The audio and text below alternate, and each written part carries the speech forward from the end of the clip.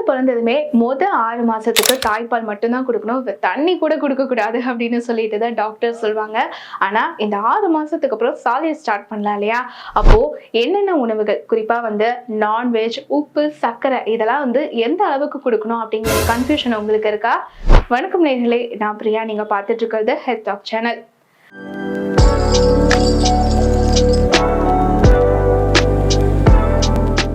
6 மாசத்துக்கு அப்புறமா குழந்தைங்களுக்கு சாலிட் ஸ்டார்ட் பண்ணும்பொழுது நான்வெஜ் அப்படிங்கிறது எந்த மாசத்துல இருந்து ஸ்டார்ட் பண்ணலாம், உப்பு சர்க்கரைலாம் எந்த அளவுக்கு கொடுக்கலாம் அப்படின்னு சொல்லிட்டு எக்ஸ்பர்ட், அதாவது நமக்கு டாக்டர் கைடன்ஸ் இருந்தால் தான் கரெக்டாக இருக்கும். ஸோ அதுக்கான ஒரு வீடியோ தான் இப்போ நம்ம பார்க்க போகிறோம். வணக்கம், நான் டாக்டர் அரசு சீராளர், குழந்தை நல மருத்துவர். நிறைய தாய்மார்களுக்கு குழந்தைகளுக்கு எப்பொழுதிருந்து நான் வெஜிடேரியன், அதாவது மாமிசங்கள் போன்ற உணவுகளை கொடுக்க ஆரம்பிக்கலாம் என்ற சந்தேகம் நிரம்ப தாய்மார்களுக்கு உண்டு. குழந்தைகளுக்கு சாதாரணமாக நான் வெஜிடேரியன் 6 மாதங்களுக்கு அப்புறம் தொடங்கலாம்.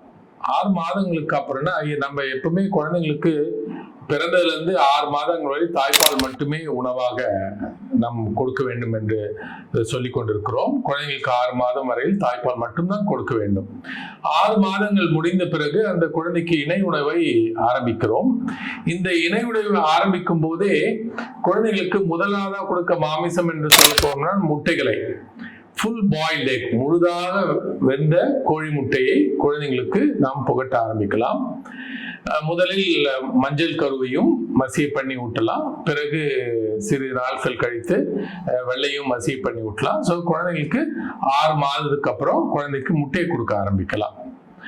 9 மாதங்கள் முடிந்த பிறகு குழந்தைகளுக்கு மீன் கொடுக்க ஆரம்பிக்கலாம். சாதாரணமாக முள் நிறைய இல்லாத மீனா நம்ம பதமா அதை குக் பண்ணி காரம் ரொம்ப இல்லாம கழுவிட்டோம், இல்ல ஸ்டீம் உப்பு போட்டு ஸ்டீம் பண்ண நம்ம மீன்களை குழந்தைங்களுக்கு ஊட்ட பழகலாம். இதை குழந்தைங்களுக்கு நம்ம முதல் நாள் கொடுக்கும் போது கொஞ்சமா கொடுத்து ஒவ்வாமை இருக்கான்னு பார்த்துட்டு, நல்லா குழந்தைங்களுக்கு பிடிச்சிருக்கு, குழந்தை நல்ல ஆர்வமா சாப்பிடுதா, குழந்தைக்கு வாரத்துக்கு எல்லா நாளும் கூட கொடுக்கலாம். பட் குறைந்தது 2 இல்ல 3 நாட்கள் குழந்தைக்கு மீனை உணவாக கொடுத்தோம் என்றால், இந்த முட்டையும் நாம் என்ன சொன்னதோ இந்த மீனும் high protein diet and high biological value உள்ள புரோட்டீன்ஸ், அதாவது அதில் உள்ள புரதம் நம்ம உடம்புக்கு எளிதாக ஏற்றுக்கொண்டு நம் குழந்தையின் வளர்ச்சிக்கு நன்றாக பயன்படும்.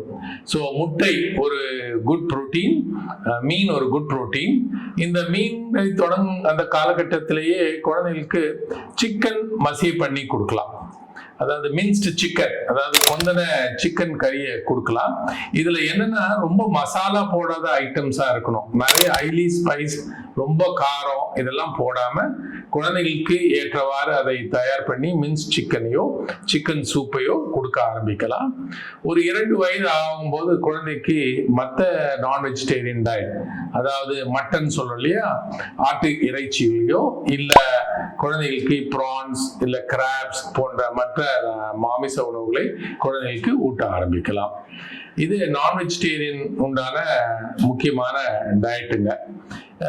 இதை தவிர உங்கள் குடும்பத்துல என்னென்ன வழக்கங்கள் இருக்கோ, சாப்பிட்ற வழக்கங்கள் நான் வெஜிடேரியன், அதையும் நீங்க 6 மாதத்துக்கு அப்புறம் மொள்ள ஒவ்வொரு காலகட்டத்துல இதை நீங்க தொடர்ந்து கொடுத்து கொண்டே வரலாம். 2வது, குழந்தைகளுக்கு இந்த மாதிரி உணவு தயாரிக்கும் போது உணவு அதுல சர்க்கரை போடலாமா இல்ல உப்பு சேர்த்துக்கலாமா, இந்த சந்தேகம் நிறைய பேர் இருக்கு. ஏன்னா நம்ம பல முறை சேனல்கள் எல்லாம் பார்க்கிறோம். அதாவது உப்பும் சர்க்கரையும் நம்ம உயிருக்கு ரொம்ப ரொம்ப அவசியமானது. அதை நம்ம டயட்ல இல்லாம இருக்கவே கூடாது. கடவுளே சர்க்கரையை நம்ம டயட்ல தாய்ப்பாலையும் சர்க்கரையை வச்சிருக்காரு, லாக்டோஸ் என்ற சர்க்கரையை. அரிசி பருப்புல மால்டோஸ் வச்சிருக்காரு. நாம சொல்ற சர்க்கரை நம்ம சுகர் கேன்ல இருந்து தயாரிக்கப்பட்ட, கரும்புல இருந்து தயாரிக்கப்பட்ட சுக்ரோஸ் என்ற சுகர். இதுதான் நம்ம சுகர் என்ற போது மீன் பண்றோம். இது ஏற்கனவே நம்ம டயட்ல எல்லாம் தேவையான அளவு சுகர், அதாவது கார்போஹைட்ரேட் இருக்கு. அதுதான் நம்மளுக்கு நம்ம அரிசிக்கு இனிப்பை கொடுக்குது, பாலுக்கும் இனிப்பை கொடுக்குது. கொடுக்குது. ஸோ சுகரை கண்டு பயப்பட வேண்டாம். அளவுக்கு அதிகமா நம்ம சுக்ரோஸ் என்று சொல்லக்கூடிய கேன் சுகர், கரும்பு சுகரை ரொம்ப சேர்க்க வேண்டாம். ஏன்னா இந்த சுகர் ஆனது குழந்தைங்களுடைய வெறும் சுகர் நிறைய சாப்பிட்டாங்கன்னா அது இம்பேலன்ஸ் டயட் ஆயிடும். குழந்தை ஒரு விதமான ருசிக்கே பழக்கப்பட்டு போயிடுச்சுன்னா அதுக்கப்புறம் மீதி ருசிகளை அதுக்கு நம்ம இன்ட்ரடியூஸ் பண்ண முடியாம போயிடும்.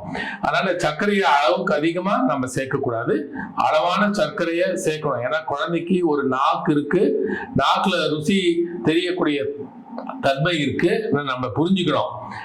நாம சப்புன்னு உப்பு இல்லாம சப்புன்னு கொடுக்கறது தப்பு, இனிப்பா இல்லாம பாயசத்தை குடிக்கிறதும் தப்பு. ஸோ நம்ம பாயசம் கொடுக்கணும்னு நினைச்சா அது கொஞ்சம் சக்கரை போட்டிருந்தா தான் நல்லது. ஸோ இனிப்பு வகைகளை அளவான இனிப்போட நம்ம குழந்தைகளுக்கு பழகலாம். அளவுக்கு அதிகமா இனிப்பு கொடுக்கறது வந்து தவறு. ஏன்னா டயட் வந்து இம்பேலன்ஸ் ஆயிடும், வளர்ச்சிக்கு அது ஏற்றதல்ல. பல் சொத்தையும் அதிகமாக தொடங்கிடும். உதாரணமாக சாக்லேட்ல உள்ள சுகர் ஐட்டம்ஸ்லாம் இருக்கு இல்லையா, அது பல் இடுக்கலையும் பல்லுலையும் ஒட்டிக்கிட்டா பல் சொத்தை வர்றதுக்கு உண்டான வாய்ப்பு அதிகம் வந்துடும். ஸோ அளவான சர்க்கரையை நாம வந்து தாய்ப்பால் முடிஞ்ச 6 மாசம் முடிஞ்ச உடனே இணை உணவு சேர்க்கும் போது அதில் அளவான சர்க்கரையை கலந்துக்கல எந்த தப்பும் இல்லை. அதே மாதிரி உப்பும் நாம இப்போ அளவுக்கு அதிகமாக சேர்க்க கூடாது. ஏன்னா கடவுளே எல்லா காய்கறிலையும் பழங்கள்லையும் உப்பு சத்தை வச்சிருக்கிறாரு. அந்த அளவு உப்பே குழந்தைங்களுக்கு போதுமானது. நம்ம ருசிக்காக அளவோட கொஞ்சோண்டு சர்க்கரையை சேர்த்துக்கணும். ஏன்னா சில ஃபாஸ்ட் ஃபுட்ஸ் அப்படின்னு சொல்றேன், இல்ல சைனீஸ் ஃபுட்ஸ் எல்லாம் அதிக அளவு உப்பு உள்ளது. இது எதுனா ருசியை தூண்டுறதுக்காக இந்த உப்புகளை அதிக அளவு சேர்க்கிறாங்க. அந்த அளவு உப்பு சாப்பிடும் போது குழந்தை பருவத்திலிருந்து அதனுடைய ஹீமோடைனமிக் சிஸ்டம்லாம் டிஃபெக்டிவ் ஆயிட்டு சிறு வயதிலேயே பிளட் ப்ரெஷர் வர்றதுக்கு இல்ல ஒபிசிட்டி வர்றதுக்குலாம், அதாவது உடல் பருமன் வர்றதுக்கு ஏதுவா அமைஞ்சிருது. அதனால உப்பு கூட நம்ம சேர்த்துக்கலாம், பட் அளவா சேர்த்துக்கணும்.